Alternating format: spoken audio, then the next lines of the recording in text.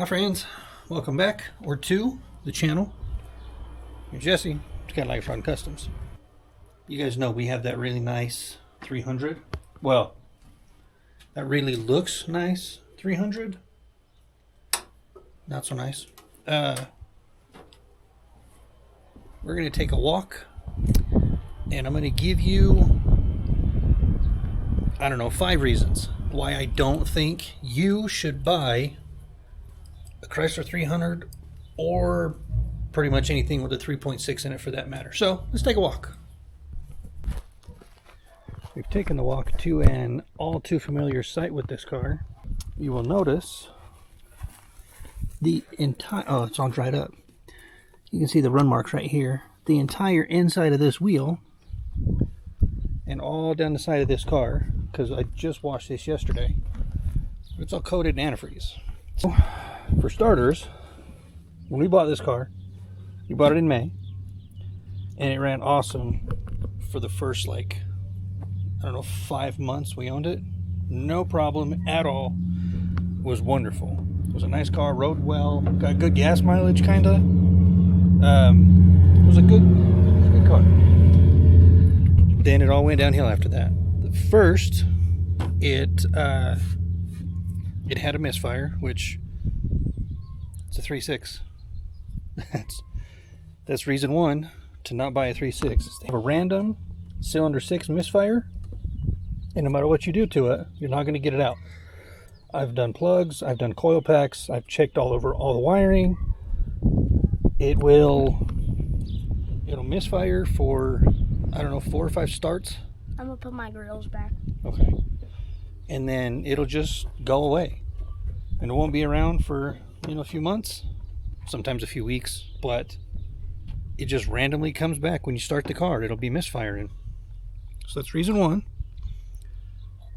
why 3.6s suck. Reason two, this is your oil filter housing right here, and down inside there in the intake valley is a coolant temp sensor, and the oil filter housing starts to leak oil, which contaminates your coolant temp sensor or your thermostatic regulation temperature. I don't remember what they call it, but it gets contaminated and then it shorts out. So you get a check engine light for thermostatic whatever being wrong, which causes your car to overheat, and then it shuts down, and then, you know, it's a whole thing. So that's second reason, is this garbage oil filter housing, which contaminates sensors, which causes all kinds of hell, and it's like a $1,200 fix. Yay. Then it has the overheating problem, which we have now faced, I don't know, I think this is 5 times on this car. I think either 5 or 6, I can't remember. It's a very stupid game to play. Honestly, this car has been on this trailer more times than it's been through a car wash since we owned it. It hasn't even been a year we've owned it, and it's been on this trailer, like I said, 5 to 6 times for the same thing. And apparently nobody knows what it is. I have suspicions, but I will confirm or deny one of them later today, hopefully. So the first time it happened, I took it over to the place we bought it from, because, you know, told him I think the oil pump is bad, because these 3.6s, which this is also another reason, the 3.6s have a 2-stage oil pump, and these oil pumps are known for getting stuck in one of those phases, which, if it's the low end, this is why I thought it was the oil pump at first, because if she was driving this car under 55, the temperature would stay dead on, wouldn't move. We could drive this thing across the country at 50 miles an hour all day. But over 55, it would overheat. So I told him I think it's the oil pump. They put, I don't know, 100 miles on it driving this thing around, and they never could figure it out. They couldn't get it to overheat. So it made us look like a liar. So the guy said, you know, he pulled the codes, which I had already done. He put a thermostat in it because he's like, oh, these 3.6s are famous for that. The thermostats pop, and it's a quick fix. It's easy. Put a thermostat in it, filled it up. We didn't make it home that day. Back here. No, they're just going past. Didn't make it home that day. Overheated again. So I called him. Guy says, oh, it's probably just an air bubble in the cooling system, which, happens. So take it back. And he says, well, we think that when it overheated, it cooked the gasket on your radiator cap, so it's not open like it's supposed to.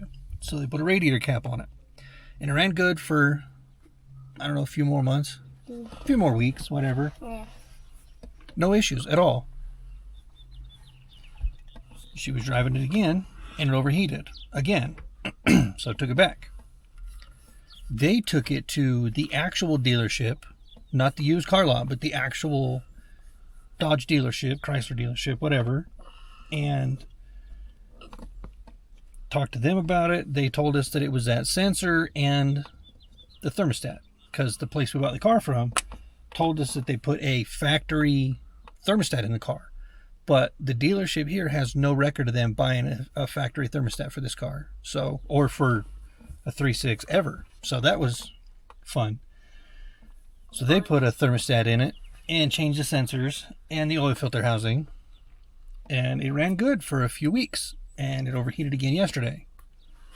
So, like I said, it's a really nice car. It's pretty. It rides nice. It's roomy inside, but we can't trust this thing to leave the county. So, Because the girls were going to go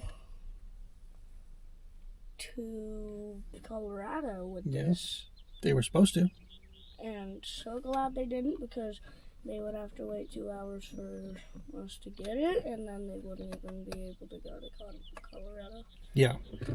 It was supposed to travel across state lines in 3 days.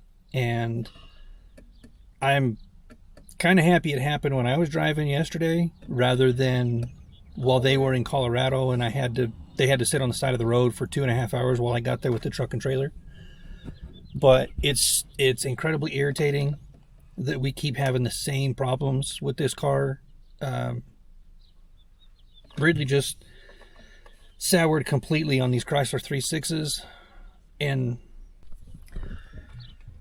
reasons to not buy a 3.6. Here's your countdown. 1 is the 2-stage oil pump. 2 is the oil filter housing. 3 is the thermostats, which, again, all these things are notorious for these 3.6s.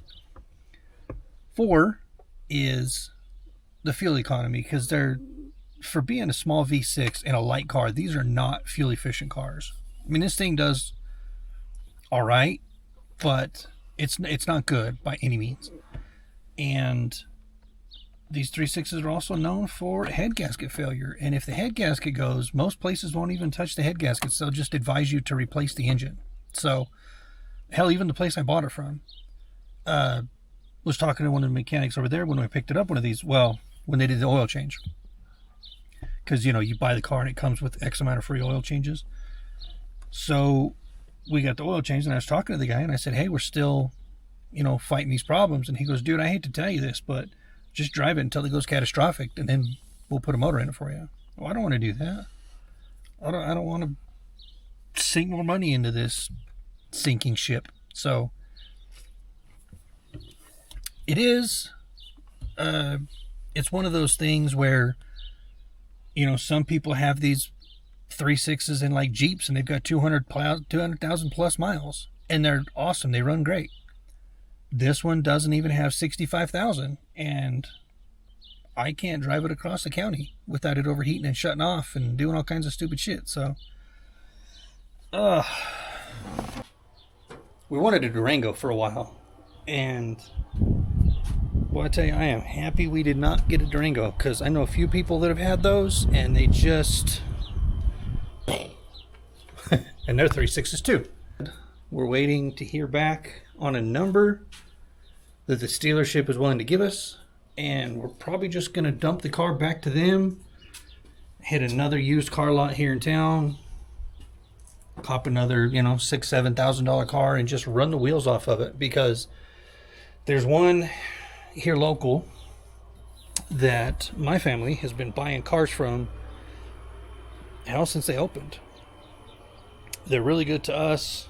I've bought, well, I shouldn't say we have bought, because let's see, she had one, my daughter still has one, my dad has one currently.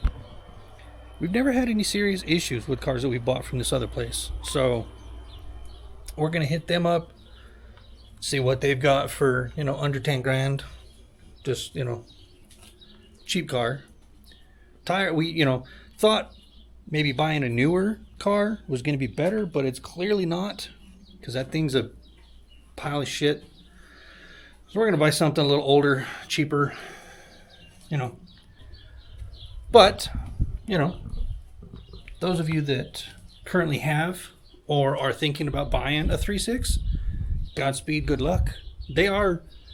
When they run good, they run good. They're peppy, they sound decent, they run good.